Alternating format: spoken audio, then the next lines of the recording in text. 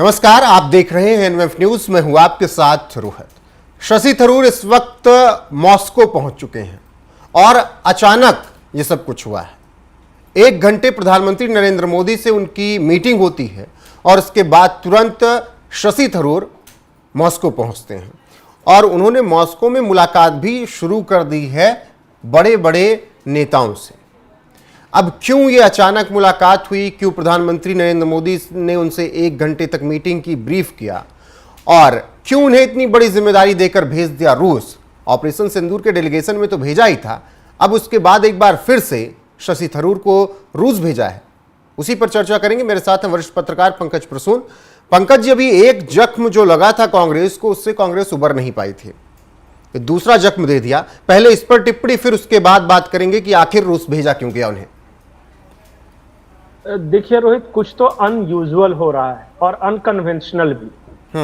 अचानक प्रधानमंत्री बुलाते हैं शशि थरूर को, वो कांग्रेस के नेता हैं, और बंद कमरे में दोनों नेताओं के बीच, और कोई तीसरा नहीं था, 1 घंटे तक दोनों के बीच कुछ मुलाकात होती है और फिर प्रधानमंत्री ने निर्देश देते हैं कि आप तुरंत रशिया के लिए फ्लाइट पकड़ो। और मतलब कि प्रधानमंत्री आवास से निकलते ही वो थोड़ी देर के लिए अपने घर गए, उसके बाद फ्लाइट पकड़ी और मॉस्को पहुंच गए। और मॉस्को में मुलाकात किससे की? सबसे पहले इनकी मुलाकात हुई है एंड्रे डेनिसोव से। एंड्रे डेनिसोव जो है वो है रशिया के एम्बेसडर हैं, वो संयुक्त राष्ट्र संघ में भी, यूएनओ में भी, और इससे पहले वो चाइना में एम्बेसडर रह चुके हैं। तो चीन के साथ इनके बड़े अच्छे संबंध हैं। और जब आप देखिएगा कि अभी चीन में ही एससीओ की बैठक हो रही है, जिसमें अजीत डोभाल पहुंच चुके हैं, राजनाथ सिंह पहुंचने वाले। तो ये सारा कुछ जो कुछ भी हो रहा है वो एससीओ के बैठक को लेकर हो रहा है। कुछ तो अंदर ही अंदर एक बड़ी खिचड़ी पक रही है। कुछ बड़ा होने वाला है एससीओ की बैठक में, जिसमें इंडिया, चाइना और रशिया आपस में कुछ डिसाइड कर रहे हैं। और इनकी रशिया की यात्रा इसलिए भी महत्वपूर्ण है कि ये जो इस बार जो एससीओ की जो बैठक हो रही है, उसका चेयरमैनशिप जो है ना, वो रशिया के पास है। और जिस तरह के लोगों से ये मिले हैं, जैसे कि वहां विदेश मंत्री सर्गेई लेवरोव जी, या चाइना और संयुक्त राष्ट्र संघ में जो रशिया के जो राजदूत थे, उनसे मुलाकात, ये बहुत हाई प्रोफाइल मुलाकातें हैं। पहले से प्री डिटरमिन्ड के बिना ये हो नहीं सकता था। लेकिन लोग ये पूछ रहे हैं कि शशि थरूर ही क्यों? सरकार के पास और भी तो बहुत सारे लोग हैं। विदेश मंत्री एस जयशंकर को भेज सकते थे। और अजीत डोभाल की चाइना यात्रा में वांग ई से उनकी मुलाकात हुई, तो ऐसा क्या हुआ जो वहां से मैसेज प्रधानमंत्री को आया? प्रधानमंत्री ने तुरंत शशि थरूर को बुलाया और 1 घंटे की सारे ब्रीफिंग के बाद, बातचीत के बाद, वो भेज दिया शशि थरूर को। बाकी जो राजनीति की बात आपने कही है, तो देखिए, देश प्रथम, बाकी दलों के दलदल से देश आगे नहीं बढ़ता। कांग्रेस में आज मल्लिकार्जुन खड़गे से ये पूछा गया, तो उनका जवाब था कि उनकी भाषा बड़ी अच्छी है, अंग्रेजी अच्छी बोलते हैं, लेकिन शशि थरूर को याद रखना चाहिए कि सारे इंडिया गठबंधन के लोग कहां हैं वगैरह, ये सब बात कर रहे थे, पॉलिटिकल बातें। मुझे लग रहा है कि प्रधानमंत्री नरेंद्र मोदी ने यह फैसला कर लिया है ऑपरेशन सिंदूर के बाद कि शशि थरूर के टैलेंट का देश के लिए इस्तेमाल किया जाए। और शशि थरूर को इसमें ऐतराज, देखिए, पॉलिटिकल पॉइंट स्कोरिंग चलती रहेगी। कांग्रेस नाराज होगी कि हमारा इतना बड़ा नेता है, वो मोदी के कहने पे क्यों जा रहा है। लेकिन कांग्रेस नाराजगी से ऊपर उठ गई है। कांग्रेस कह रही है कि ये उनका पर्सनल मामला है, ये वो जाने, ये कांग्रेस का स्टैंड नहीं है। शशि थरूर ने अभी एक लेख भी लिखा है प्रधानमंत्री नरेंद्र मोदी पर, पूरा आर्टिकल। जब पूछा गया सुप्रिया सिन्हा से प्रेस कॉन्फ्रेंस में, तो उन्होंने कहा कि कांग्रेस का जो स्टैंड है वो कांग्रेस क्लियर करती आई है, जो भी शशि थरूर कर रहे हैं या लिख रहे हैं, ये उनका पर्सनल मामला है, कांग्रेस का स्टैंड नहीं है। तो ठीक है ना। आज रशिया की फ्लाइट पकड़ने से पहले थरूर ने एक ट्वीट भी किया है, में वो उन्होंने लिखा है कि पंख आपके हैं, आसमान सबका है, वहां उन्हें किसी के परमिशन की जरूरत नहीं है, इजाजत नहीं लेनी पड़ती। शायद कांग्रेस ने परमिशन नहीं दिया था, उसी परिप्रेक्ष्य में इन्होंने लिखा होगा। लेकिन खैर, मैं ये राजनीतिक बातों से इतर, मैं रशिया, चाइना, एससीओ की बैठक, नरेंद्र मोदी, पुतिन और शी जिनपिंग, इन सब के बीच में फोकस रखना चाह रहा हूं और देखना चाहता हूं कि शशि थरूर को जो वहां भेजा गया है और जो मैसेज के साथ भेजा गया है उसका क्या मतलब है। और एक और महत्वपूर्ण बात है इसमें, इस एससीओ की बैठक में पाकिस्तान भी मौजूद है। और शशि थरूर जब वहां पहुंचते हैं तो उन्होंने फ्रेंच में बात की रशियन रिप्रेजेंटेटिव से। देखिए फ्रेंच में क्यों बात की, शशि थरूर को रशियन भी आता है, इंग्लिश भी आता है। वो चाहते तो अंग्रेजी और रशियन में बात कर सकते थे, फ्रेंच लैंग्वेज में बात किया उनसे।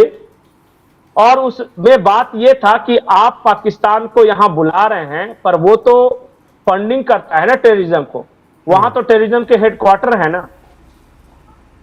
तो रशिया की तरफ से एक सफाई दी गई और वो ये कि हम टर्की, पाकिस्तान और इंडिया को एक साथ बैठाकर कुछ आपस में बातचीत करना चाहते हैं।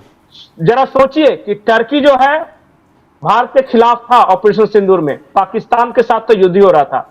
उन दोनों देशों को भारत के साथ बैठाकर रशिया क्या बातचीत करना चाह रहा है और चाइना का उसमें क्या रोल है, इसका मतलब कि ये बड़े कैनवास पर कोई गेम सेट हो रहा है। बिल्कुल है, लेकिन यहां पर मैं आपको रोकना चाहूंगा ईरान और इजराइल युद्ध को लेकर, क्योंकि ईरान और इजराइल का जब युद्ध हुआ तो उस दौरान अमेरिका ने जब स्ट्राइक की ईरान पर, तब फिर रूस और चीन ने उससे पहले भी चिता दिया था कि अगर खामनेई को मारने का प्रयास किया, सोचा भी, तो अमेरिका को इसका अंजाम भुगतना पड़ेगा। अब रूस और चाइना ने यह बात कही। अब इस बीच फिर भारत, ईरान से तो हमारे रिश्ते अच्छे हैं हमारे लिए, उनका एयरवेज खुल गया, 1000 लोग को हम वापस ले आए, लेकिन उसी बीच रूस जाना, क्या इस युद्ध के बीच भी कुछ बातचीत हुई होगी भारत और रूस के बीच अमेरिका को लेकर? बिल्कुल, लगातार बातचीत हो रही है। और एक बार जान जाइए, सिर्फ ईरान हमारा दोस्त नहीं है, हमारा दोस्त तो रशिया भी है, इजराइल भी है, ईरान तो है ही है। इसीलिए मैं इजराइल नहीं कह रहा हूं, इसीलिए मैं कह रहा हूं कि अमेरिका को लेकर कुछ बातचीत हुई होगी। देखिए मुझे ऐसा लग रहा है ना कि रशिया और चाइना दोनों इस बात से चिंतित हैं कि अमेरिका का दखल बढ़ रहा है, उसके फुटप्रिंट्स बढ़ रहे हैं। तो वो भारत को कॉन्फिडेंस में लेना चाहते हैं और वो टर्की से और पाकिस्तान से भी बातचीत करना चाहते हैं, क्योंकि हाल के दिनों में पाकिस्तान ने एक कोशिश की थी रूस के करीब आने की, कुछ हथियार वगैरह खरीदने की भी बात हुई थी। लेकिन अचानक फिर पाकिस्तान चाइना और रशिया के पाले से उछलकर चला गया अमेरिका की तरफ। और कल असीम मुनीर का बयान भी आया था कि हम मुस्लिम उम्मा के साथ खड़े हैं, अमेरिका के साथ बैठे हैं और चाइना के साथ सो रहे हैं। ये उनका बयान था, हालांकि बाद में बहुत मजाक उड़ा।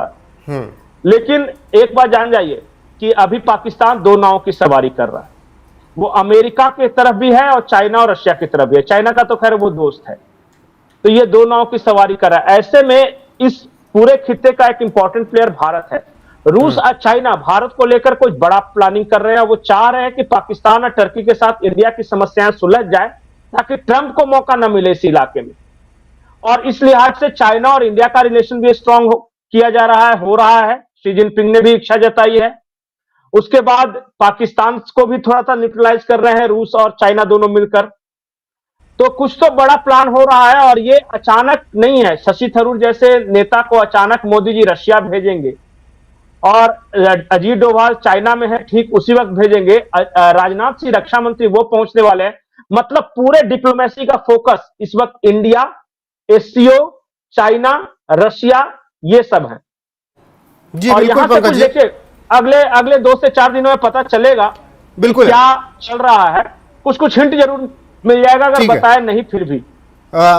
इस पर तो हमने चर्चा कर ली कि क्या कुछ विदेश में चल रहा है, क्या कुछ क्यों भेजे गए, लेकिन ये मान लें कि कांग्रेस का एक नेता टूट गया है। देखिए कांग्रेस के बारे में बार बार बोलता हूं कि वो अपने टैलेंट का इस्तेमाल नहीं कर पाती। ज्योतिरादित्य सिंधिया देखिए इधर आके क्या बढ़िया परफॉर्मेंस दे रहे हैं। प्रणब मुखर्जी थे वहां पे, उसके बाद ये शशि थरूर आ गए, और जितने पढ़े लिखे महीन दहीन नेता है, मनीष तिवारी हो गए, आनंद शर्मा हो गए, आप देखिए ना एक सीरीज ऑफ गुलाम नबी आजाद हो गए। ये सब बहुत सीजन पॉलिटिशियन है और बहुत मैच्योर लोग हैं। लेकिन अभी तो कांग्रेस में लगता है कि इस तरह के लोगों को थोड़ा सा दरकिनार किया जा रहा है, और वहां सुप्रिया स्नेत, पवन खेड़ा, जयराम रमेश, इस तरह के लोगों को थोड़ा सा हाईलाइट, मतलब वो कोर टीम में है, और ये जो पढ़े लिखे जो समझदार लोग हैं इनको थोड़ा सा किनारे किया गया है। तो उसका फायदा उठा रही है बीजेपी, कह रही है कि भाई आप टैलेंटेड हैं। और सुप्रिया सुले भी, मैं शरद पवार की बेटी के बारे में बोल रहा हूं, उनका भी नरेंद्र मोदी जी ने इस्तेमाल किया, कमाल का काम किया उन्होंने ऑपरेशन सिंदूर में जो डेलीगेट्स गया था उसमें। कनिमोजी डीएमके, उनका इस्तेमाल किया नरेंद्र मोदी ने। तो आपके पास टैलेंट है लेकिन आप यूज नहीं कर पा रहे हैं, लेकिन अपोजिशन का भी यूज कैसे करना है देश हित में, ये मोदी जी करके दिखा रहे हैं। बिल्कुल। और तो बिल्कुल शशि थरूर का एक एक करके ट्वीट तीनों दिखाते हैं जो उन्होंने यहाँ फ्लाइट लेने के पहले और फ्लाइट लेते वक्त और फिर अमेरिका और मॉस्को पहुंचने के बाद मुलाकात की जो तस्वीरें दिखाएगा फुल फ्रेम पर, तीनों एक एक ट्वीट करके। ये जब पहुंचे शशि थरूर तो उन्होंने जब रूस के फॉरेन मिनिस्टर सरगेई लावरोव से मुलाकात की तब उन्होंने उसकी तस्वीर शेयर की और दो तस्वीरें हैं, आप देख सकते हैं किस तरीके से दोनों की मुलाकात है। 5:27 पर 25 जून 2025 को उन्होंने ये ट्वीट किया। अगली तस्वीर दिखाएगा, ये तस्वीर है enjoyed catching up with the old friend Andrey Denisov, former Russian ambassador to the UN and to China, now the first deputy chair of the Committee of International Affairs of Russian Federation Council। ये भी आज का ही tweet है और ये Moscow पहुंचने के बाद मुलाकात के बाद ये तस्वीर शशि थरूर ने शेयर की। एक और तस्वीर दिखाई जिसकी बहुत चर्चा है। ये तस्वीर ट्वीट होती है 3:42 पर 25 जून 2025 को। लगभग जब हम ये बात बता रहे हैं आपको तो 7.5 लाख लोगों ने इस ट्वीट को उनके देखा और तमाम तरीके के कमेंट्स भी आ रहे हैं। उसमें लिखा इतना है, एक तस्वीर शेयर करते हुए एक स्पैरो दिख रही है आपको, उसमें एक डाल पर बैठी और लिखा है don't ask permission to fly, the wings are yours and the sky belongs to no one. सबसे ज्यादा चर्चा इसकी कि यहां पर परमिशन नहीं लेनी है, आसमान आपका है, पंख आपके हैं, उड़ान आपको भरनी है, किसी से परमिशन लेने की जरूरत नहीं है। तो बहुत कुछ चल रहा है। ना सिर्फ प्रधानमंत्री नरेंद्र मोदी ने मीटिंग करके जो कुछ बताया, दुनिया में पहुंचे और रूस में पहुंचकर उन्होंने जो बातें की वो एक तरफ, दूसरी तरफ एक लड़ाई शशि थरूर अपनी भी लड़ रहे हैं, ये नजर आता है इस ट्वीट से। पंकज जी, आखिरी टिप्पणी पूरी खबर पर, पूरे मामले पर। पूरी खबर और पूरा इनकी यात्रा को देखते हुए सोशल मीडिया पर कई लोग ट्वीट कर रहे हैं कि नरेंद्र मोदी के अगले कार्यकाल में ये विदेश मंत्री बन सकते हैं। जिस रास्ते पर ये बढ़ रहे हैं तो कह रहे हैं कि अगर देखिए विदेश मंत्री बने ना बने वो अलग नहीं, सोशल मीडिया पे लोग कह रहे हैं। अब मैं नहीं बोल रहा, ये मेरी राय नहीं है, लेकिन जिस रास्ते पर बढ़ रहे हैं ये बीजेपी नरेंद्र मोदी के फेवरेट पोस्टर बॉय बनते जा रहे हैं। जरा सोचिए कि बीजेपी में इतने सारे लोगों के होते हुए, इतने टैलेंटेड लोगों के होते हुए शशि थरूर को इस इंपॉर्टेंट मिशन पे भेजना, मुझे सिर्फ एक इंस्टेंस याद आता है। आज इमरजेंसी का दिन है। इंदिरा गांधी ने अटल बिहारी वाजपेयी को बुला के यही कहा था कि देश को जरूरत है, आपको जाना चाहिए।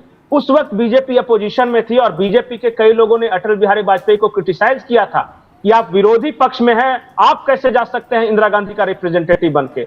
तब उस वक्त अटल जी ने कहा था कि देश सर्वप्रथम, पार्टी बाद में। आज वही बात शशि थरूर कर रहे हैं, देश प्रथम और पार्टी बाद में।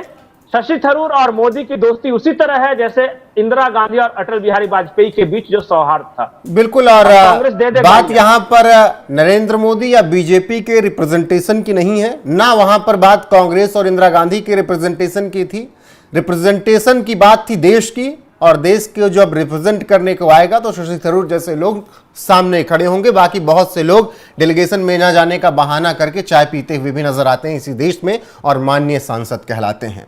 फिलहाल पंकज जी, आपका बहुत बहुत शुक्रिया। आगे जो भी अपडेट आएगी आप तक जरूर पहुंचाएंगे। अभी के लिए बस इतना ही। बने रहिए एनएमएफ न्यूज पर। देश और दुनिया की हर एक खबर आपको यहां पर मिलती रहेगी। नमस्कार।